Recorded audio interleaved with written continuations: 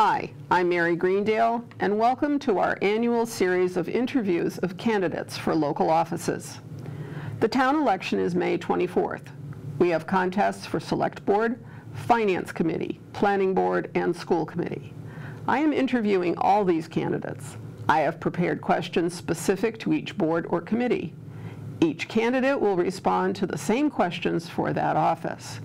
This allows voters the chance to compare the candidates' approaches and thinking according to the issue. These videos will run a maximum of 25 minutes and will be available on HCAT's website, on HCAT's YouTube channel, on our Facebook page. So let's get started.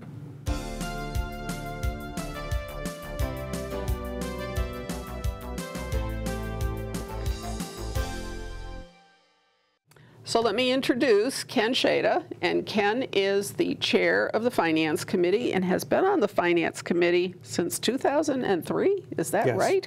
Yes. Holy cow, you're coming up on a quarter of a century here, right? As I say, I'm a glutton for punishment, I guess. So. Okay, so not everybody knows who you are, so we're just going to ask you to introduce yourself briefly. Yeah, obviously I'm Ken Szajda, and my background-wise, I have a doctorate from MIT. I came to Massachusetts to get that doctorate, to get my undergrad and graduate degrees there, and decided to stay. And when I stayed and I decided to raise a family here, I ended up in Holliston. That was in 2000. I've been here ever since. When my children were very little, I've always been someone who likes to contribute to the town they live in. So for me, this was, being an analytical person and being trained in technology and everything, the Finance Committee was an obvious fit. And that's how it all started. So. And there you sit. You've obviously enjoyed it and found it useful, and also found it productive for you. Good for yourself. You've probably, learned a lot. Yes, I have learned a very lot, and it's, but ultimately, from my perspective, I wanted to contribute to the town, and I feel this is an effective way that I can use my skills to contribute best to the town. Okay, so I'm going to say I think this is almost obvious, but why did you pick the Finance Committee and not one of the other boards? Well, it's kind of luck and what I just told you, which is from a skill match perspective, I felt that was where I could best apply my skills. But it was also luck in the sense that back then, I know this is hearkening to the dark age of newspapers when we had the tab. I was literally sitting around my living room one day, and I looked at the tab, and there was a little ad saying, the Finance Committee is looking for people, no experience necessary, apply. And so I did, and I was appointed that in 2003, and then I ran for election in 2004, and that was the rest is history. Yes. Yeah. So I know that you have good analytical skills, and you've mentioned, though, are there other skills that you think that you bring to this committee? Oh, absolutely. I think that a skill that's often underrated is communication skills. Anybody who has seen me present a town meeting knows that and I'm not trying to toot my own horn here. Well, I'm asking questions. But I do feel that I'm a good public speaker. I feel that I present my opinions, meaning the opinions of the Finance Committee, well at town meeting, and I think that's a skill that's extremely important, especially when you're discussing financial issues where a lot of people that come to town meeting, let's be honest, they're not spending their time dealing with the intricacies of the budget. They're electing us to do that for them. Mm-hmm. So the ability to be able to communicate why we came to a decision, how the town's finances look, is, I think, a very important skill to have. Mm-hmm. You go beyond just raw analytical skills. Mm-hmm. Okay. So looking ahead for the next couple of years, what do you think are the biggest issues that we're facing as a town? And if we don't meet those issues, what's going to happen? What are the risks? Well, the biggest issue, I'm going to throw you a little bit of a curve because I think that most people don't think of it this way. The biggest issue the town's facing right now is inflation. And the reason I say that is because, and I mentioned this at the last town meeting, we have to live under the commitments of Prop 2.5. And that all works when inflation is low, and you can keep pace with inflation through legally allowed levy increases. It starts to fall apart when you get into a high inflation environment. When costs start to go up higher than 2.5%, Prop 2.5 doesn't adjust for that. So from a challenge perspective in the short term, that's going to be the biggest challenge. Now, hopefully, pandemic issues work out, supply chain issues work out, and we get to the point where inflation comes back down to a reasonable level. But in the immediate term, that's the biggest challenge. As a town, if you say, what's the biggest challenge for the town? that's going to be dealing with a lot of capital projects that are coming up. And I'm not talking dump trucks, I'm talking buildings, high school. We've heard talk about DPW, we've heard talk about sidewalks, we've heard talk about water infrastructure. Those are all things, they don't all need to be addressed with urgent priority, but from the town's perspective, we have to manage the borrowing we're going to do for that to prevent hitting the residents too hard, or obviously the residents will get the vote on it. But the goal of any financial plan for the town should be to keep the tax burden steady, because volatility doesn't really help the community, right? People want to know steady, a little bit each year is fine, but you don't want to go into a situation where taxes are going up 20% one year because you've decided to build 10 buildings and borrow $200 million. So. Okay, and so planning, bottom line? Planning, yes, and I know that this may be spending a little more time on this than you want, but the planning part is key. Planning not just town boards and committees, planning with the town. The residents have to decide what kind of town we want to have going forward. And I don't believe, in all my years on the Finance Committee, I've ever seen a clear effort to understand that. And I'll give you an example. 555 Hoppingbrook, right? A lot of people sit here and say that the residential tax burden in this town is too high. I'm not denying that, it's high. It's 87% of our tax base is residential. Okay? But at the same time, you have people that say, we don't want projects like 555. Mom and pop stores don't move the needle on commercial construction or on the commercial tax base. And I'm not saying, and by the way, I'm not taking a position on 555, that's not my purview, but I'm just saying that if you look at it from what town do you want, if you say, my most important issue is that I'm paying too much in taxes, we need to get taxes from elsewhere, well then you're going to have to look at projects like 555 to move the needle. On the other hand, if you sit there and say, well, I'm fine, I want Holliston to remain a bedroom community with just commercial development along 16, then you have to say, okay, I'm going to recognize that comes with this responsibility that we're always going to be paying 87% or more of the taxes, but what I'm getting in exchange for that is I'm getting the bedroom community I want. But we talk both sides. We talk about we want economic development. We want to keep it a bedroom community, and that's where I say having this, what does the town really want? Because that takes you in two totally different directions. It does, and we'll see. Maybe some of that'll work out in some of the long planning. The conversations that still have to happen with the long-range planning, and eventually, doing what is a master plan, or most commonly known as a master plan. Yeah.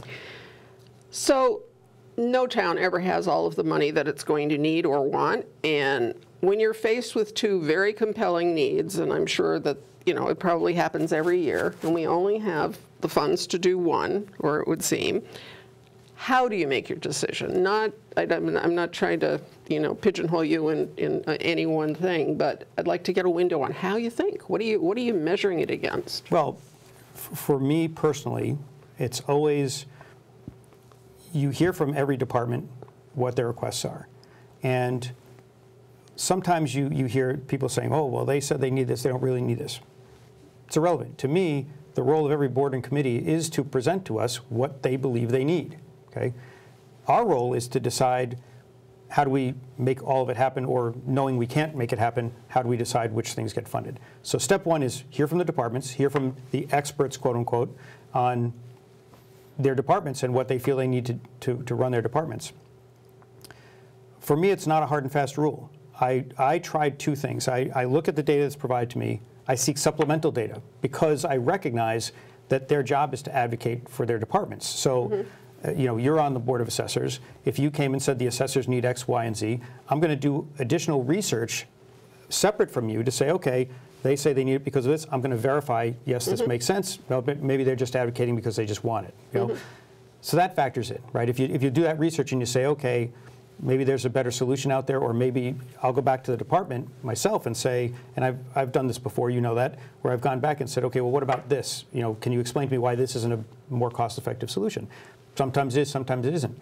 But then at the end of the day, when you have all this data and you've done all this research and you're faced with a decision like we had last night at the Finance Committee, where we had to make a budget recommendation to take to town meeting, it comes down to what, in your personal opinion, you think you're getting the best value for the dollar spent and satisfying as much of the need as you can. And that's, you know, I really don't like quoting Star Trek because it makes me seem too much like an MIT geek. But, you know, they always talk about the needs of the one and the needs of the many, right? Yeah. So everybody's valuable. And every opinion matters. I like hearing from everybody on what they think. I welcome hearing from the constituents because they're the ones that elect me, right? I don't report to the select board. I don't report to your board or any other board. I report to the voters. So I want to hear from the voters when they have a concern.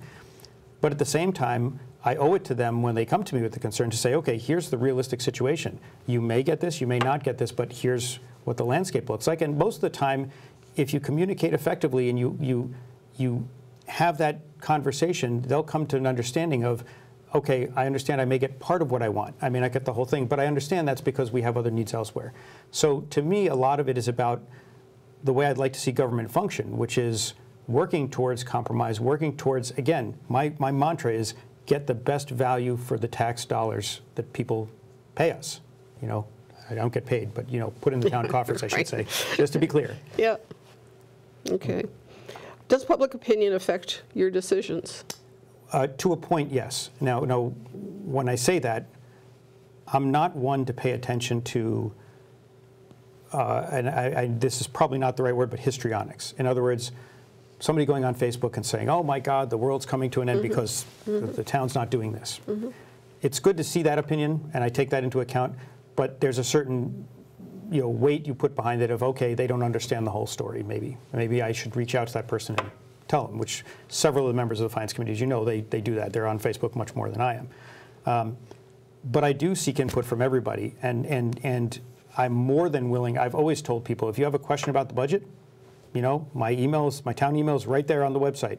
And there are people that reach out and will say, you know, we just had, for example, the whole discussion about the grounds division, the new grounds division that the select board has proposed. I heard from many people on that, and I welcome those opinions. I have to weigh them against a lot of factors.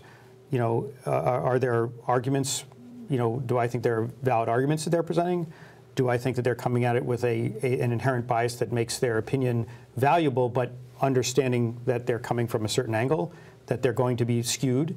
But yes, I take that into account with every decision, and again, that's because these are the people that elect me. If I'm not paying attention to their opinion, you know, I'm doing them a disservice.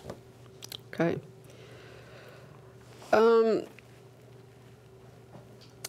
By the time you folks on the Finance Committee actually get all of our budgets, or anybody's budget, it's been handled by, you know, many people. It's the department staff, or sometimes it's just, yeah, it's pretty much the department staff. And then you go through the elected board, and you've got the town administrator, and, you know, we may have had some press, and there may have been whatever.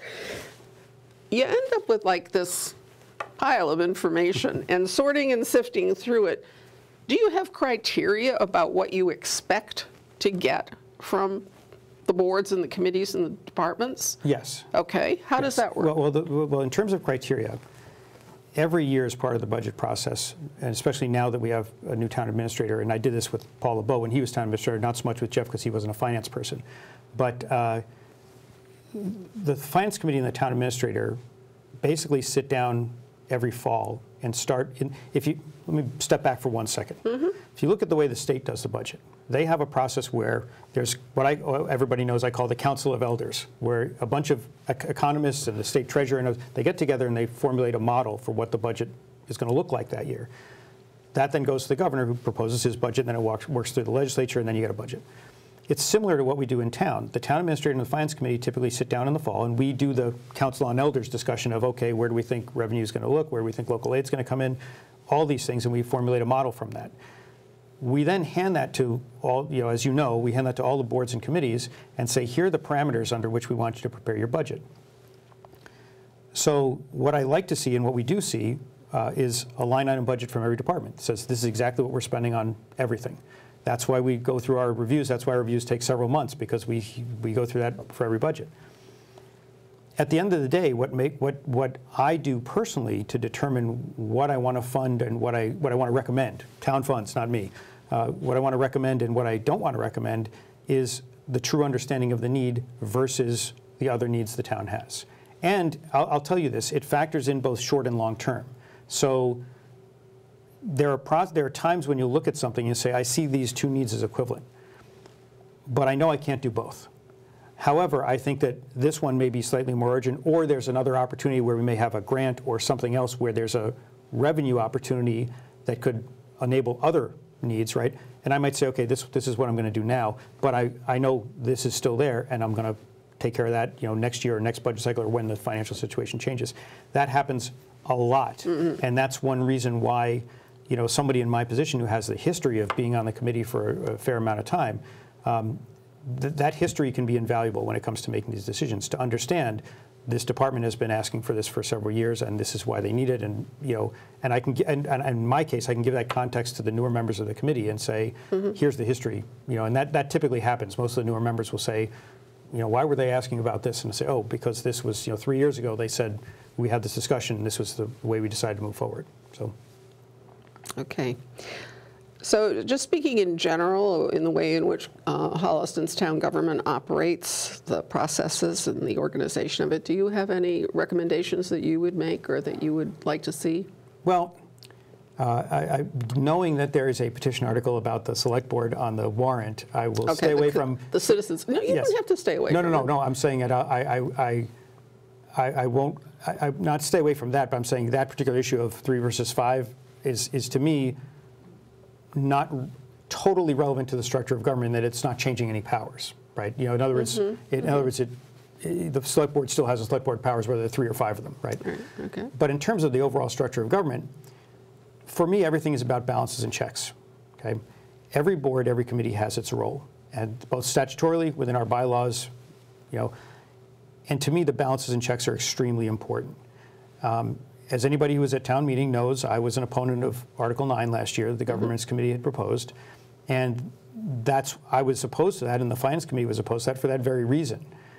We don't need to rehash that, but when you say what kind of government do I like, to me it's not as important, the form isn't as important as the function, which is making sure that the town has the balances and checks. In the case of the Finance Committee in particular, the role of the Finance Committee in my mind, if I were not on it, would be I want to elect these people as the representatives of me to make sure that the town money is being spent wisely. That's really what the role of a Finance Committee is. So to me, it separates the spenders from the people making recommendations on how to spend. Just like I told you about reviewing budgets. I expect that when the schools present a budget to the Finance Committee, they're going to advocate for what they want and what they need. I expect that when the police come to the Finance Committee, they're going to do the same thing. I don't fault them for that. They were put in those roles to advocate for those departments, right? The same thing holds true of the Finance Committee, right?